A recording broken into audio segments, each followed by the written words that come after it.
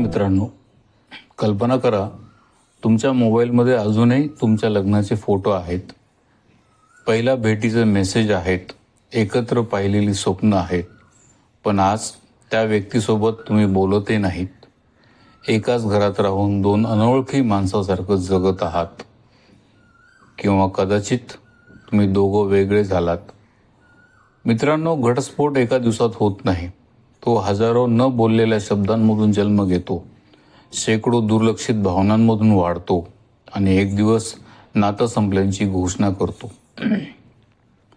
सर्वात वेदनादायक गोष्ट माहीत आहे का? अनेक लोकांना नातं तुटतंय हे दिसत असतं, पण ते मान्य करायला तयार नसतात.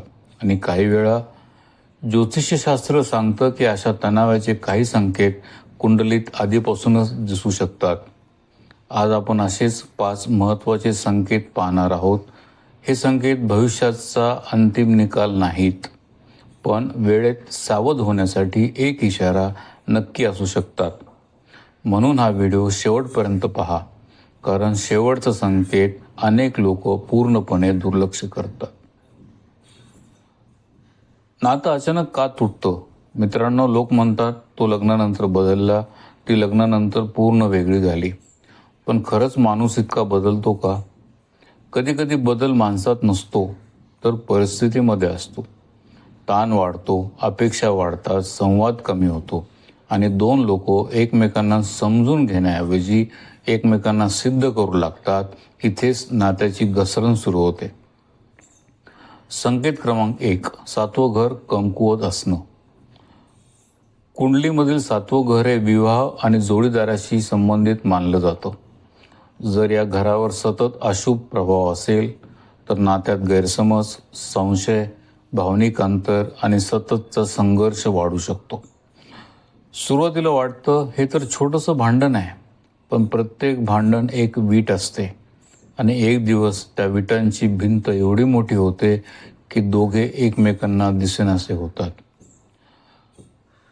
पण मित्रांनो, पुढचा संकेत फक्त भांडण निर्माण करत नाहीत, तो प्रेमालाच रागात बदलू शकतो. संकेत क्रमांक 2, मंगळाचा तीव्र प्रभाव. कधी विचार केला आहे का? काही जोडपी लहान सहान गोष्टीवरून प्रचंड भांडतात, तर काही मोठी संकटही शांतपणे हाताळतात. ज्योतिषशास्त्रामध्ये मंगळ हा ऊर्जा, राग आणि प्रतिक्रिया यांच्याशी जोडला जातो. जेव्हा ही ऊर्जा असंतुलित होते तेव्हा चर्चा वादात बदलते, वाद भांडणामध्ये बदलतो आणि भांडण मनात कायमची जखम निर्माण करतो. अनेक नाती प्रेमाच्या अभावामुळे तुटत नाही, तर रागावर नियंत्रण नसल्यामुळे तुटतात. संकेत क्रमांक 3, 6वं आणि 8वं घर. हा संकेत अनेकदा दुर्लक्षित होतो. 6वं घर संघर्षाशी जोडलेलं आहे आणि 8वं घर खोल मानसिक तणावाशी. जेव्हा नात्यात सतत कोण बरोबर हा प्रश्न विचारला जातो तेव्हा नातं हळूहळू हारायला लागतं. कारण सुखी संसारात कोणी जिंकत नाहीत, दोघे मिळून जगतात. आता पुढचा संकेत सर्वात वेदनादायक आहे, कारण इथे नातं बाहेरून टिकलेलं दिसतं पण आतून कधीच संपलेलं असतं. संकेत क्रमांक 4, शुक्र आणि गुरुची कमजोरी. मित्रांनो, प्रेम संपत नाही, पण त्याची अभिव्यक्ती संपते. कौतुक संपतं, आदर संपतो, एकमेकांसाठी वेळ देणं संपतं आणि मग एक दिवस दोन लोकांना जाणवतं की आपण फक्त एकत्र राहतोय, पण खरंच एकत्र जगत नाही आहोत. याच ठिकाणी नातं सर्वात जास्त धोक्यात येतं. संकेत क्रमांक 5, नवांश कुंडलीचं गुप्त सत्य. आता सर्वात मोठा भाग. अनेक लोक मुख्य कुंडली पाहतात, पण अनुभवी ज्योतिषी नवांश कुंडलीकडे विशेष लक्ष देतात.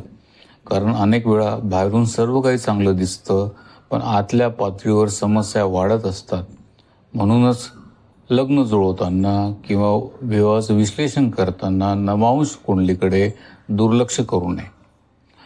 मित्रांनो, एक गोष्ट कायम लक्षात ठेवा, घटस्फोटाची सर्वात मोठी कारणं ग्रह नसतात, तर ते असतात दुर्लक्षित भावना, न ऐकलेले शब्द, न व्यक्त केलेलं प्रेम आणि वेळेत न सोडवलेले प्रश्न असतात. ग्रह काही प्रवृत्ती दाखवू शकतात, पण निर्णय माणूस घेतो. जर तुमच्या नात्यात तणाव असेल तर आजच संवाद सुरू करा, आजच एकमेकांना वेळ द्या. कारण काही लोकांना नातं वाचवण्यासाठी आयुष्यभराची संधी मिळत नाही, पण काही लोकांना फक्त एक प्रामाणिक संवाद पुरेसा ठरतो. आता मला कॉमेंटमध्ये एक गोष्ट नक्की सांगा, तुमच्या मते नातं तुटण्याचं सर्वात मोठं कारण काय आहे?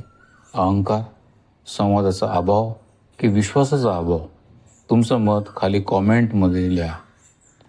आणि असेच जीवनाशी संबंधित विचार करायला लावणारे ज्योतिष्य विषय पाहण्यासाठी अमोघ चॅनलला सबस्क्राईब करा. कारण काही संकेत वेळेत समजले तर आयुष्य बदलू शकते.